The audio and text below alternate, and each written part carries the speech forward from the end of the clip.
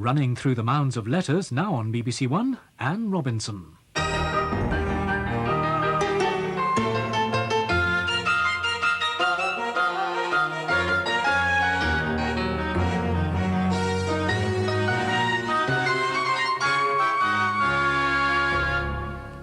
Good evening, and were you home for the wedding? Hardly a flower in sight.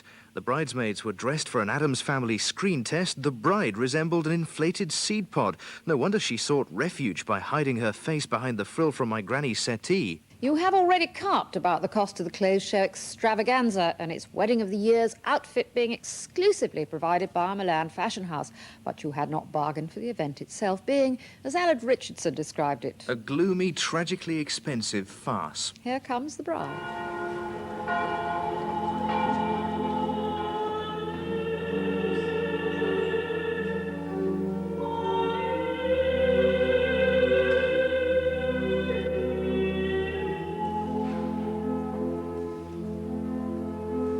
We are gathered together here in the sight of God to join together this man and this woman in holy matrimony. You raised various other points about this lavish occasion in Venice for Kerry and Steve, in no particular order. Am I right in believing the dressmaker failed to deliver, and for this reason the bridesmaids were wearing their own toweling dressing gowns? And? Is this also the reason the bride turned up in the local hotel curtains? Or? Why wasn't the dress made by a British designer? As well as quite a few. What was the point of it all? And a great many. What did it cost, and who was paying? I'm told it came out of the normal television budget. In other words, if you got a television licence, you were. Back in the real world, we went off to Truro this week. It lies halfway along the length of Cornwall and sits on the River Truro.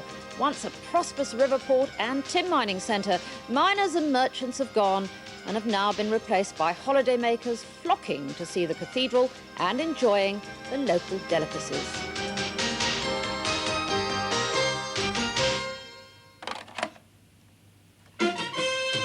Truro is also the home of the Duchy's most listened-to radio station. BBC Radio Cornwall. Radio Cornwall is about to start its own monthly version of Points of View, produced by Chris Blount and Julia Reid. The programme is called BBC Talkback. It's a chance for listeners to have their say of what they think of television programmes or radio programmes, and it's basically a free-for-all where listeners can write in with questions and queries of any nature. Already they're getting all our posts, as well as letters on local issues. Here in Cornwall, I mean, the subtleties of pronunciation of place names like Liscard or Liscard, or the River Tamar or the River Tamar. Very important issues down here. And we gave one of their correspondents a chance to air her opinions. I've got just 30 seconds to make my point of view. I've studied both the channels, BBC1 and 2. I'd listen to the neighbours, but I can't stand the tune. And if I lived near Ramsay Street, would move up to the moon. Who wants to see Australia with Cornwall at your door? We've got as good as they've got, perhaps a little more. 20,000 Cornishmen will tune in to the BBC if you will show Paul Dark again with the lovely Cornish sea. A charming Cornish pronunciation of Poldark. Here, a little bit from 1975. Is being safe and sure more important than being loved regardless? If everything about a man is to be known before you start, what's left to be discovered along the way? I'll discover my children. My husband is another matter. Well, marry whom you like, then. But don't ask me to bow gracefully out of your life, because I won't. Don't ask me to wish you luck, because I'll not do that either. I don't bless your marriage, I curse it. But I'll never give you up. There'll come a day when you'll want me as much as I want you now. Pray God it's not too late. But it didn't happen, and before you ask, it will be too expensive unless they put it on at peak time, which they won't, and don't moan at me because I only ask the questions on your behalf. Next, Paul Daniels and setting fire to Debbie. I do not jest. Here is Dinky Paul, and on the left, Debbie, or maybe another wedding dress designed for the clothes show. No, really, you were very angry. More than 100 calls to duty office complaining. The trick involved Miss Debbie McGee being placed in a box and cremated. Mr. Daniels then unveiled a burning skeleton. Most of us would normally enjoy such a feat, but not at 7 p.m. when my young daughter was watching. Jeff Miles, the producer, now apologises. It is not our intention to cause distress, purely to amaze and enthrall. I'm sorry if some viewers were upset, but it was announced before the programme ended that Debbie McGee was safe and well and would be back next week. Another magician was featured in 40 Minutes last Tuesday. Faye Presto, a transsexual, became a magician 10 years ago and hoped to find tolerance and understanding in the sparkling world of entertainment. Instead, sadly, she says she's found bigotry and prejudice and has landed only the tiniest amount of television work.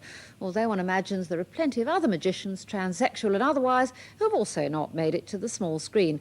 Anyway, here she is. I am going to wrap the bottle in some napkins so that should it shatter, bits of glass will not fly around the room and injure me. They know it can't be happening. They know you can't possibly make a note spontaneously float in the air or push a bottle through a table. But for that moment, it might just be possible.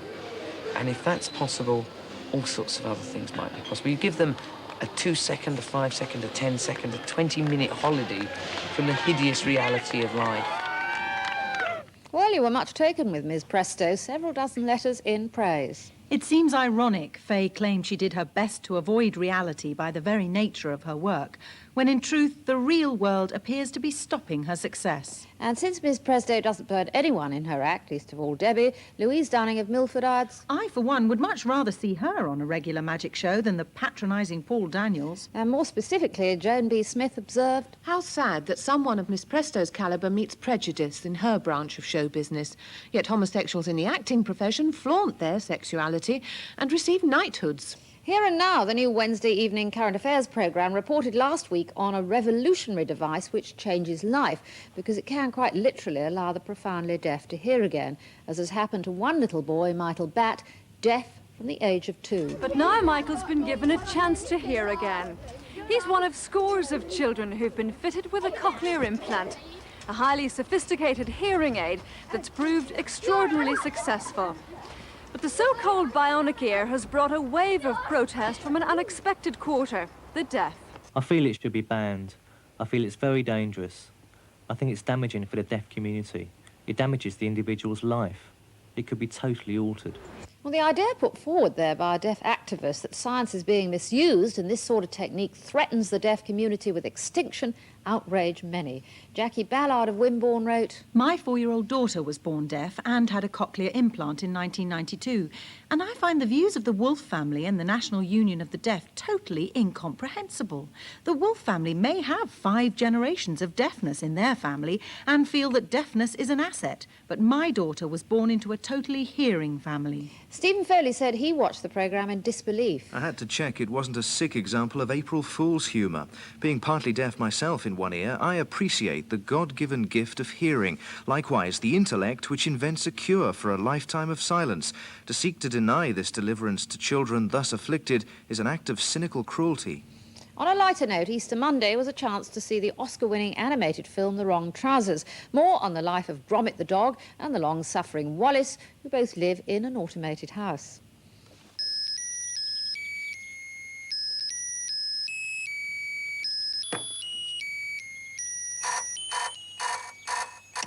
It's my turn for breakfast this morning, Gromit.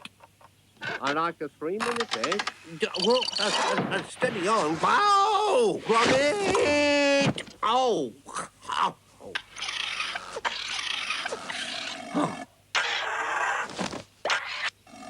Oh.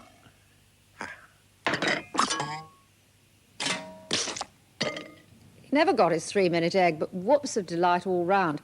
Now, also at Easter, BBC2 showed Chinatown, starring Jack Nicholson, and its sequel, The Two Jakes. Sean Aspinall from Sheffield wants to know. Why, after Chinatown was shown in its original CinemaScope format, wasn't The Two Jakes shown in the same way? The reason apparently is that the 1974 Chinatown was made for the widescreen, but its sequel from 1990 wasn't. Interestingly, the letterbox shape was actually added for the cinema. And the BBC, I'm told, decides on an individual basis whether a film should be shown in its original format, often dependent on whether it's being put on for enthusiasts or for general viewing. So we asked film buffs in Truro how they thought films should be viewed on television. When television doesn't adopt the widescreen format, you end up missing almost half the picture from the left and from the right. After you've been watching a film in widescreen for a couple of minutes, I think you would honestly forget that the borders were there. I can't personally see the point of re-editing or redubbing substantially a film in order to make it meet broadcasting standards. May as well not show the film at all. But in the queue for a matinee in Truro, cinema-goers were more concerned with censorship. I would expect the same rules of the 9 o'clock watershed that applies to anything on TV to apply to films. I think it depends on the parents. They should be the censors in their own home. You know, if it's too violent for the kids, if they think it's too violent, then don't show it. If it's for children, then yes, and those bits they shouldn't see, then yes, it should be cut. But if it's an adult's film, then no. As long as it flows along quite nicely, you're quite happy to maybe miss a couple of minutes of it. It doesn't really make a lot of difference to the whole impact of what you're actually seeing. I'd like him to show all the swear words and everything and things like that, but just cut out the sexy bits and things like that. And while we're on the subject of censorship, a caller this week asks, why is it that we're considered incapable of dealing with bad language or acts of violence during a film before 9 o'clock, yet we're allowed to see corpses and dead bodies, mutilations, pools of blood and people in terrible suffering for real during the 1 o'clock news? Daily my children are confronted at lunchtime with the most ghastly sights, and I have to explain to them that they are real. And on that same point, I feel that some of the coverage of news items lately has been very intrusive indeed, especially when there have been particular tragedies.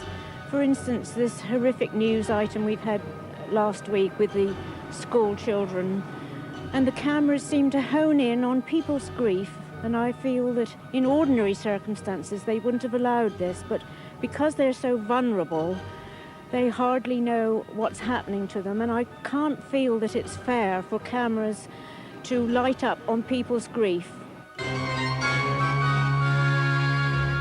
real life, but with the participants amazingly agreeing to be filmed for From A to B, which continues to prove a man's car is his castle. This week we learnt the philosophy of the company car owner. W.J. Thomas asked, where did you find such a collection of small-minded, petty, childish, pathetic, boring and arrogant sales representatives? Yes, the company car is important, but the thought of grown men literally crying when given a down-market car and others whinging about insufficient chrome badges is hard to believe. And a gentleman who signs himself Dave from Bridgewater comments, to hear a Ford XR2i driver explaining with apparent pride how he only lets selected cars overtake was bad enough, but to hear a so-called driver tell of how he lets lesser model cars pull up alongside him and then accelerates in order to make them give up is not even remotely believable. Margaret Russell, on the other hand, says, I feel like Julie Walters. Where is the complaints department? I rang the BBC to find why the results of the competition on the holiday programme hadn't been announced. I was put through to a number, and then to another number, and another number. And finally, I got a harassed lady who said she only dealt with educational pamphlets, and could I please try elsewhere, as she was fed up with holiday competition inquiries. Well, in fact, it was a Radio Times competition. Apparently this year no longer anything to do with the holiday programme, but that is no excuse. You should not, Mrs. Russell, have been given the runaround. I'm promised an investigation is taking place at this very minute. And time to go. I'll leave you with Elgar's cello concerto, the delightful Natalie Klein playing, she being Sunday's winner of Young Musician of the Year.